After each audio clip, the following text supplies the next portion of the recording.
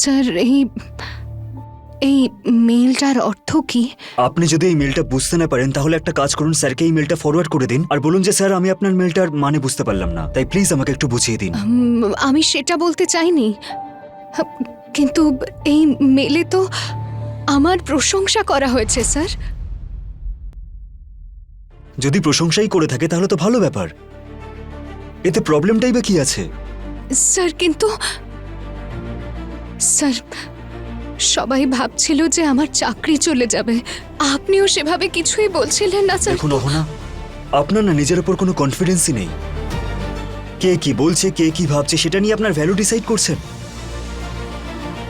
Sir সত্যি আমার প্রজেক্টসে সিনিয়ররা খুশি, আর আমি যে আপনাকে আগে কিছু বলিনি সেটার জন্য ওনারা আপনাকে দেখুন, কিছুই। প্রথমবার বলে ছেড়ে দিয়েছেন, কিন্তু পরের বার আমি ছাড়বো না। না না না না না স্যার, আমি সত্যি পরের বার থেকে এমন আর কিচ্ছু করব না স্যার। কিন্তু স্যার সত্যি ওনারা আপনাকে কিচ্ছু বলেননি স্যার? আমি তো ভাবলাম যে আমার চাকরি হয়তো চলে যাবে। অহনা দেখো, যদি সেলফ কনফিডেন্স না থাকে তাহলে মানুষ কোনো কাজ করার আগে দুবার ভাবতে থাকে, কিন্তু একবার যদি সে নিজেকে চিনতে পারে তাহলে হয়তো সে কনফিডেন্স ফিরে পেতে পারে। চলুন, সবাইকে ডাকছি আমি। এখন আপনি এখানেই বসুন আর কালকে থেকে আপনি মনোযোগ দিয়ে কাজ করবেন। স্যার আমি আমার আনন্দ বলে প্রকাশ করতে পারছি না যে আমি কতটা খুশি। আমি তো ভেবেছিলাম যে আমার চাকরিটা। ঠিক আছে ঠিক আছে, হয়ে গেছে।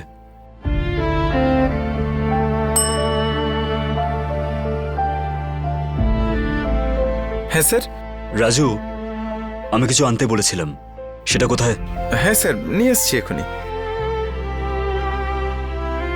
কি স্যার? আপনার এত কিউরিয়াসিটি কেন হচ্ছে?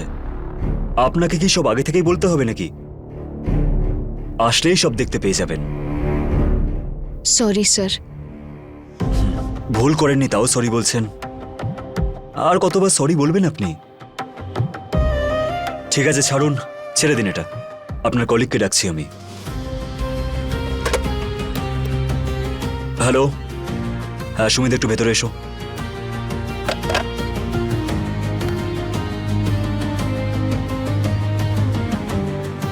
বাইরে যতজন আছে সবাইকে ডেকে পাঠাও, আর নিজের টিমকেও ডেকে আনবে। এখন রাজু একটু বিজি আছে তাই তোমাকে বলছি। ঠিক আছে স্যার, এক্ষুনি ডাকছি।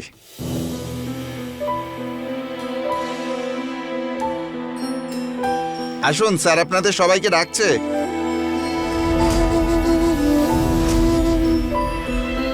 কি ব্যাপার, আমাদেরকে ডাকছেন কেন? আরে এখানে দাঁড়িয়ে জানতে পারবো নাকি? ভেতরে গেলেই তো জানতে পারবো। মনে হচ্ছে স্যার অফিসিয়ালি অ্যানাউন্স করতে চলেছেন যে অহনা ম্যাডামের চাকরি চলে গেছে। চলো চলো তাড়াতাড়ি চলো, অফিসিয়াল স্টেটমেন্ট নিয়ে আসি।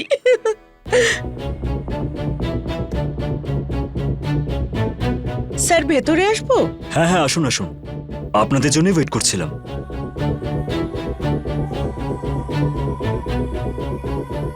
বসুন। এটা নিন, মিষ্টি মুখ করুন। স্যার এটা কি জন্য? কোনো ভালো খবর আছে নাকি? আমি শুনছিলাম যে কি শুনেছেন আপনি? না স্যার, আমি শুনেছিলাম যে আমাদের নতুন ম্যাডাম অফিস জয়েন করেই একটা বড় ভুল করে ফেলেছেন, তাই ওনার চাকরি যেতে বসেছে। এটাই শুনেছিলাম স্যার। দেখে ভালো লাগছে যে সত্যের জয় হয়েছে স্যার। সত্যিটাকে কেউ হারাতে পারে না। আমরা তো এই খবরের অপেক্ষাতেই ছিলাম স্যার, কালকেই জানতে পেরেছি যে মেল তো আসবে। একদিকে ভালোই হয়েছে, সবসময় সত্যির জয় হয় এটা প্রমাণ হয়ে গেল। হ্যাঁ ঠিক বলেছেন আপনি, এবার মিষ্টি মুখ করুন। হ্যাঁ হ্যাঁ স্যার, আজ তো খাবই। অহনা, তুমি মিষ্টি খাবে তো?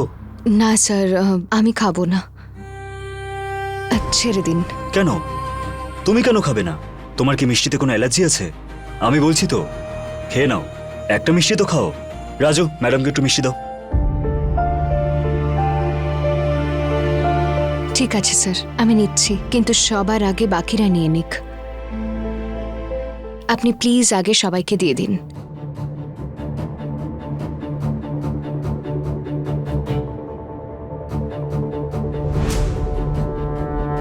Thank you. স্যার, যার চাকরি চলে যাচ্ছে আপনি তাকেই মিষ্টি খাওয়াচ্ছেন? আপনি তো আর উনি তো খাচ্ছেন দেখছি। চাকরি চলে যাচ্ছে? কার চাকরি চলে যাচ্ছে? আমার তো মনে হচ্ছে এখানে কারোর চাকরি পাকাপাকি হয়ে গেছে। মানে স্যার, মানে কি বুঝতে অসুবিধা হচ্ছে? অহনা ম্যাডামের নামে একটা মেল এসেছে। অহনা, তোমার কাছে যে মেলটা এসেছে তুমি পড়ে শোনাও না, এরাও সবাই শুনুক যে স্যার কি কি বলেছে তোমার ব্যাপারে। হ্যাঁ স্যার, আমি এক্ষুনি সবাইকে পড়ে শোনাচ্ছি। টু মিস্টার গাঙ্গুলি, এই মেলের মাধ্যমে আপনাকে অবগত করা হচ্ছে যে মিসেস অহনা সেনের ওপর যে এনকোয়ারি বসানো হয়েছিল সেই ইনভেস্টিগেশনের পরে এই সিদ্ধান্তে আসা হয়েছে যে মিসেস অহনা সেনের ওপর দেওয়া সমস্ত অভিযোগ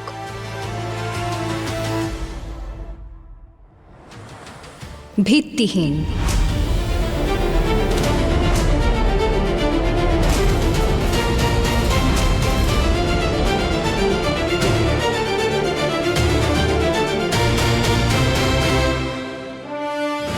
আমাদের কমিটি অহনাকে সম্পূর্ণ নির্দোষ বিচার করছে আর সমস্ত অভিযোগকে নাকচ করে দিচ্ছে। বরং আমাদের ডিপার্টমেন্ট ওনার দ্বারা নির্বাচিত প্রজেক্টস, ওনার অসাধারণ কার্যশৈলী আর সমর্পণকে প্রশংসা করছে। ওনার এই প্রয়াসের কারণে আমাদের সফলতা প্রাপ্তিতে অনেক সাহায্য হবে। আমাদের ডিপার্টমেন্ট মনে করে যে ওনার উদ্দেশ্য ডিপার্টমেন্টের মঙ্গলের জন্যই ছিল। আমরা ভবিষ্যতেও ওনার নিরন্তর সহায়তার অপেক্ষা করব আর আশা করব যে ওনার টিম ওনার সঙ্গে পায়ে পা মিলিয়ে কাজ করবে। কৃতজ্ঞতা সহ, সঞ্জয় বাসু, সিনিয়র অফিসার। আরে কি হলো? আপনি একটা ছোট্ট মিষ্টি খেতে পারছেন না? এমনিতে তো আপনার খারাপ লাগতেই পারে যে অহনা আপনার কলিগ। আপনারা ভাবছিলেন যে ওনার চাকরি চলে যাবে তাই আপনার খারাপ লাগছে। এমনিতে তো এখন কোনো খারাপ লাগার ব্যাপারই নেই। এখন তো অহনা এখানে পার্মানেন্ট হয়ে গেছে। আমি আশা করব যে স্যারের মুখ থেকে কথাটা শুনে হয়তো আপনাদের বেশি খুশি হচ্ছে। অহনার চাকরি যাওয়ার তো কোনো আর প্রশ্নই নেই, বরং স্যার ওনার প্রশংসায় মেল করেছেন। আর আপনাদের সবার নিশ্চয়ই মন ভেঙে গেছে, তাই না? এবার আর কী বা করা যাবে, সবারই নিজের নিজের ভাগ্য। এবার আপনারাও অহনার সঙ্গ মিলিয়ে কাজ করুন না। আমি তো চাই যে এখানে একটা হেলদি কম্পিটিশন হোক। আর আপনারা যতটুকু জানেন সেই নলেজটাই ফিল্ডে লাগান। এবার যখন প্রজেক্ট স্যাংশন হয়েই গেছে, তাই আপনারা সবাই ওনার টিমে। এবার আপনারা ওনাকে হেল্প করুন। এখনও আপনাদের সবাইকে ওনাকে হেল্প করতেই হবে যাতে এই প্রজেক্টটা সাকসেসফুল হয়। আমরা হেল্প করব স্যার। কেন? হেল্প করতে কোনো প্রবলেম নাকি আপনার? এটাই তো আপনার কাজ, তাই না? স্যার, উইথ ইউর পারমিশন আমি সবাইকে একটা কথা বলতে চাই। গো হেড। Okay sir. দেখুন, একসঙ্গে কাজ করতে করতে ভবিষ্যতে গিয়ে কিছু প্রবলেমস আসবে, কিন্তু যদি আমরা শুধু প্রবলেমসকেই জায়গা দিই তাহলে কি করে চলবে? একটু জায়গা বন্ধুত্বের জন্য বাঁচিয়ে রাখুন। আর আপনাদের আমার সঙ্গে বন্ধুত্ব করলে কোনো ক্ষতি হয়ে যাবে না। আমি আমার বাড়িতেও না, আমার জায়েরা রয়েছে, তাদেরকে আমি আমার বন্ধু ভেবেই একসাথে কাজ করি। আমরা মেয়েরা রোজই অনেক যুদ্ধ করি, কিন্তু এই ইউনিটে যদি আরও মানুষ সংযুক্ত হয় তাহলে সেই লড়াইটা সহজ হবে আমাদের। আর রুম্পা দেবী, আপনি নিজে একজন নারী হয়ে অন্য নারীর খারাপ আপনি কি করে চাইতে পারেন? এতে কি লাভ হবে? আমার তো মনে হয় না এতে কোনো লাভ হবে আপনার। আপনি জানেন, বন্ধুত্ব করলে না জীবনটা একটু সহজ হয়ে যায়। শুধু এটুকুই বলতে চাই আমি আপনাদের। ঠিক আছে স্যার, এবার যদি আপনার পারমিশন থাকে তো আমি আমার কাজ আবারও শুরু করতে পারি। ওকে, থ্যাংক ইউ স্যার।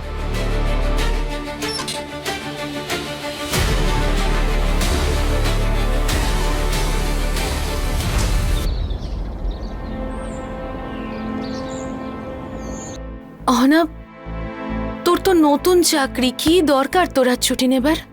আজ আমার অফিস যাওয়ার থেকে বেশি প্রয়োজনীয় তোমার সঙ্গে থাকা। আরে না, সেটা কথা নয়। দেখ, দিদিও তো যাচ্ছে, মামিমা যাচ্ছে, আর মিলি, মিতা ওরাও তো যাচ্ছে আমার সঙ্গে।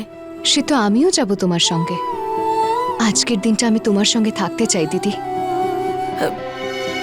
আমি জানি তোর মনে হচ্ছে না আজ আমার মন খারাপ, তাই তুই আমার সাথে যেতে চাইছিস।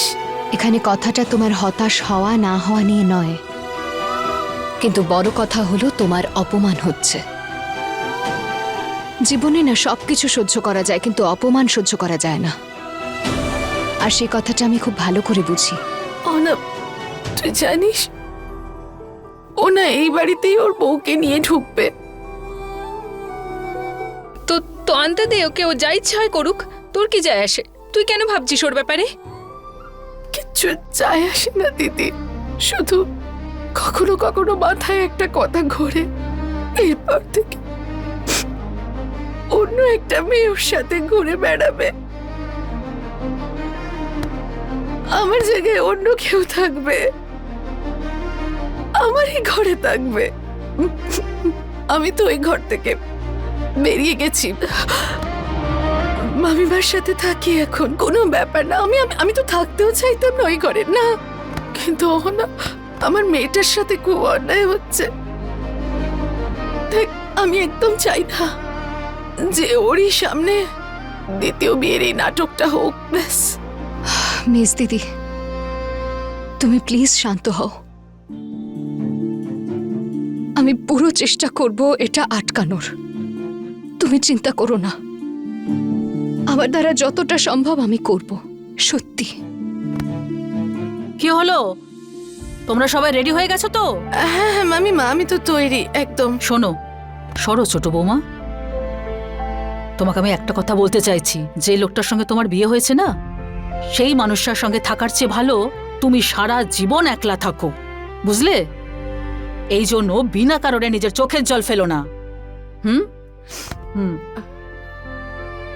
কি ব্যাপার বৌদি, তুমি এখনো ওকে আমার ছেলের ব্যাপারে খারাপ কথা বলে যাচ্ছ? ব্যাস ঠাকুরজি, আর একটা কথাও নয়। আমি চুপ করে থাকি তার মানে এই নয় যে আমি তোমার সব কথা মুখ বুজে সহ্য করব। যদি এই বাড়িতে ভদ্রভাবে থাকতে পারো তাহলে থাকো, নালে পাড়া প্রতিবেশীকে ডেকে ধাক্কা মেরে বাড়ি থেকে দূর করে দেব।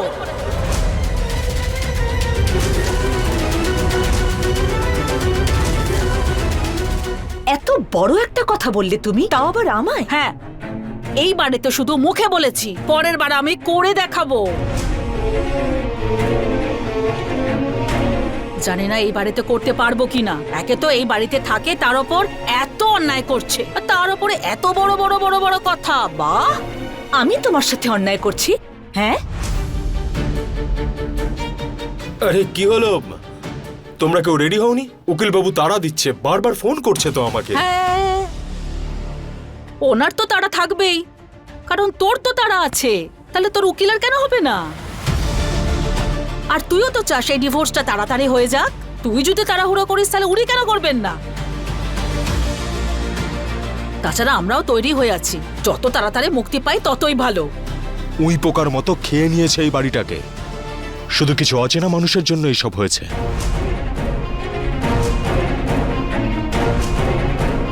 শত্রুর মতো শেষ করে দিয়েছে এই পরিবারটাকে। তোর কান পাটির নিচে এমন একটা চড় কষাবো না যে তোর মাথার মধ্যে সব উই পোকাগুলো বেরিয়ে যাবে। কে কান ভরছে রে এখানে? কাকে পর বলছিস তুই? যাদের সঙ্গে খাওয়া পড়া ওঠা বসা করিস, এখানে থাকিস, তারাই তোর কাছে পর হয়ে গেল? হ্যাঁ, এখন তো আমাকেও পর মনে হচ্ছে তোর। এখন তো বাড়ির লোক বলছে, এরপর পাড়া প্রতিবেশী শুনলে তো মুখে থুতু দেবে তোর। এত নীচ হয়ে গেছিস তুই, নাকি চরিত্রটাই খারাপ তোর? তোর মনে আছে আমার ছোটকে নিয়েও তুই অভিযোগ করেছিলিস? হ্যাঁ, নিজের হবু বউকে বিয়ের আগে ঘুরতে নিয়ে গেছিল বলে তুই কত কথা শুনেছিলিস, ভুলে গেছিস? আজকে তুই কি করছিস? নিজের বউ থাকতেও অন্য একটা মেয়েকে ঘুরতে নিয়ে যাচ্ছিস তুই। একটা মেয়ের বাবা তুই, লজ্জা করে না এই সমস্ত নোংরামো করতে? বড় মামি, ওই মেয়েটাকে আমি শুধুমাত্র ঘোরাচ্ছি না, ওই মেয়েটার সঙ্গে আমার বিয়ে হতে চলেছে।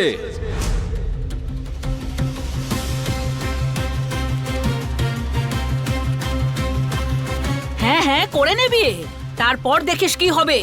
একটা কথা বলবো তোকে, ওই মেয়েটার মধ্যে পারোর মতো সহ্য শক্তি থাকবে না।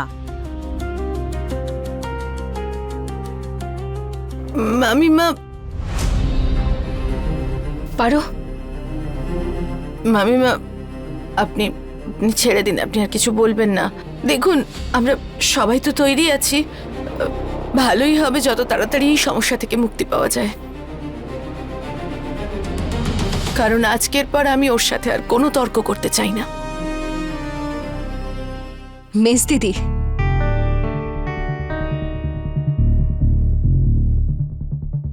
একটা কথা বলবো তোমায়। তোমার তো খুব অল্প বয়সে বিয়ে হয়েছিল না? আর এখন তোমার বিয়ে ভেঙেও যাচ্ছে। তোমার বয়সই বা কত মেজদি? এমন কিছু নয়। আর তোমার মেয়ে, সেও তো অনেক ছোট। মেজদি, যদি ভালো সম্বন্ধ আসে না, যদি কোনো ভালো ছেলে তোমাকে বিয়ে করতে চায়, তাহলে করে নিও।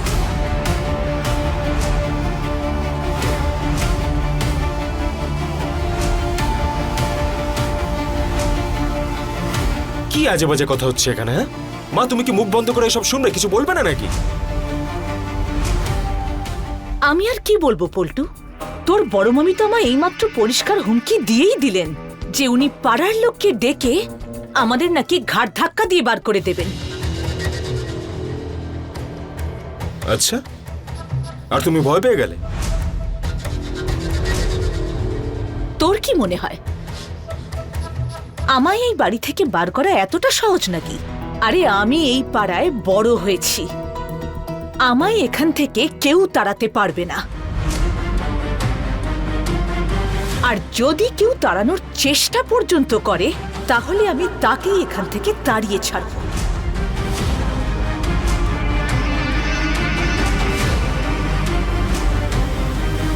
সেটাও তো সহজ হবে না পিসিমণি। আপনি কি ভাবেন পিসিমা, আমাদের মাকে কেউ অপমান করবে আর আমরা চুপচাপ দাঁড়িয়ে থেকে শুধু মজা দেখব?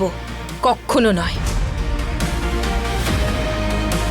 আরে আমরা তো ছাড়ুন, আমাদের পাড়ার লোকেরাও মায়ের এই অপমান সহ্য করবে না। হ্যাঁ, যদি আপনার সঙ্গে এরকম কিছু হয় বা আপনাকে কেউ এভাবে অপমান করে, তাহলে এই পাড়ার লোকেরাই দল বেঁধে আসবে মজাটা দেখতে।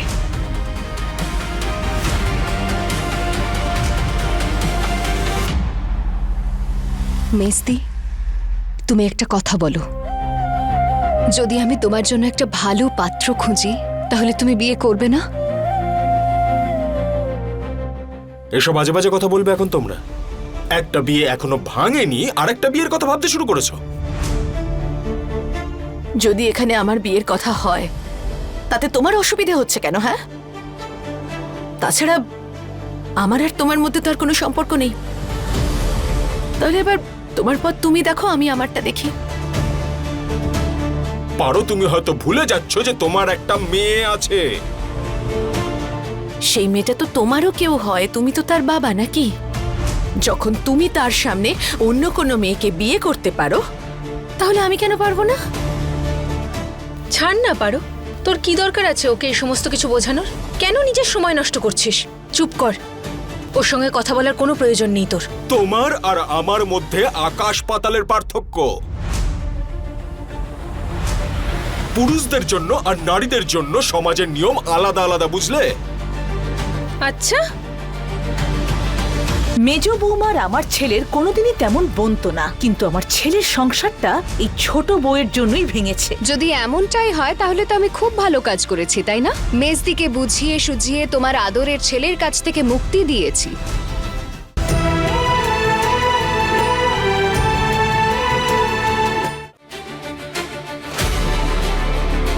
কে বানিয়েছে এই নিয়মটা পল্টুদা? কে সেই জ্ঞানী মহারাজ? আচ্ছা, বুঝলাম আমি। তারা সবাই নিশ্চয়ই পুরুষ মানুষ, যারা নিজের ইচ্ছে মতো এসব নিয়ম তৈরি করেছিল, তাই না? যদি আমরা মেয়েরা শাস্ত্র লিখতাম, তাহলে এমনটা কখনো হতো না। আর কোন দুনিয়ায় বাস করছো তুমি? দুনিয়া এখন বদলে গেছে। এখন আর পুরনো কোনো নিয়ম চলবে না এখানে। আজকের দিনে দাঁড়িয়ে যেটা একটা ছেলে করতে পারে, সেটা একটা মেয়েও করতে পারে। বুঝলে তুমি? শুধু কারুর যেন ক্ষতি না হয় তাতে। কিন্তু তুমি যেটা করছো না, তাতে অনেক মানুষ ক্ষতিগ্রস্ত হচ্ছে, সব থেকে বেশি তোমার নিজের মেয়ে হচ্ছে।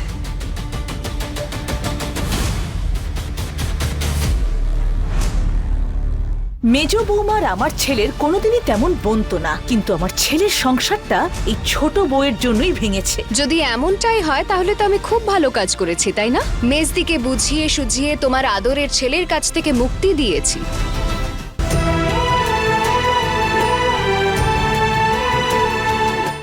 একই বাড়িতে আরেকটা বউ নিয়ে আসবে তুমি? হ্যাঁ, আরে কালকে যদি মেজদি আরেকটা বিয়েও করে না, কখনো সে এমনটা করবে না। যত সব।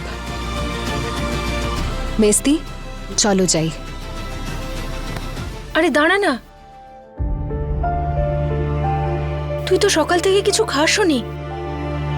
একটু কিছু খেয়ে নে, ওখানে না জানি কতক্ষণ সময় লাগবে। না না দিদি, ছাড়ো। কেন গো, তুমি কিছু খাওনি কেন? হ্যাঁ, না মামিমা, ওই আমি ওখান থেকে ফিরে কিছু খেয়ে নেব। হ্যাঁ, ওই আসলে না আমি আজ উপোস করেছি। দেখুন না মামিমা, আমার জীবনের এত বড় একটা দিন, আপনি তো জানেনই। আমি বাড়ি ফিরে নিশ্চয়ই উপোস ভাঙবো। পুজো করতে হবে তো ফিরে, তারপর খেয়ে নেব। শুনলে তুমি মা? শুনতে পাচ্ছ তুমি কিরকম অপমান করছে আমাকেও?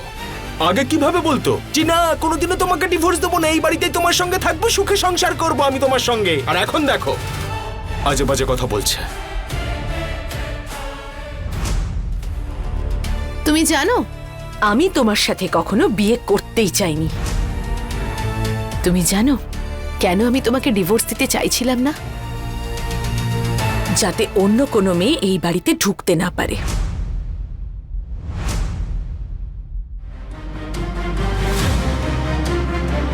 কিন্তু তারপর আমি অনেক ভাবলাম, আর আমার মনে হলো তুমি ওকে যদি এই বাড়িতে নাও নিয়ে আসো, তুমি ওর সাথে সম্পর্ক তো ঠিক রাখবে। তাহলে মিথ্যে সম্পর্ক আমার সাথে কেন থাকবে?